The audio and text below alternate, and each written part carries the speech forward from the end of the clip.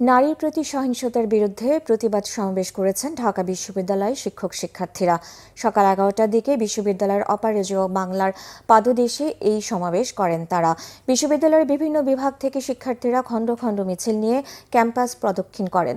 এই সময় লোকপ্রশাসন, বিজ্ঞান, ভূতত্ত্ব সহ বিভিন্ন বিভাগের শিক্ষার্থীরা বলেন, জুলাই পরবর্তী ঘটে যাওয়া ধর্ষণের বিচার নিশ্চিত না হওয়া পর্যন্ত ক্লাস পরীক্ষা বর্জন করা হবে। সব ধর্ষণের বিচার করতে হবে। ধর্ষকদের দ্রুত বিচার আইনে বিচারের দাবি জানায় তারা। প্রতিটি ঘটনার বিচারের দাবি জানানো হয়। কোনো মায়া না দেখে মৃত্যুদণ্ডের মতো দৃষ্টান্তমূলক শাস্তি নিশ্চিতের দাবি শিক্ষার্থীদের। বিচার হয় না বলে এই ধর্ষণ বেড়েছে, তাই বিচার না হওয়া পর্যন্ত রাজপথে থাকার ঘোষণা দেন শিক্ষার্থীরা।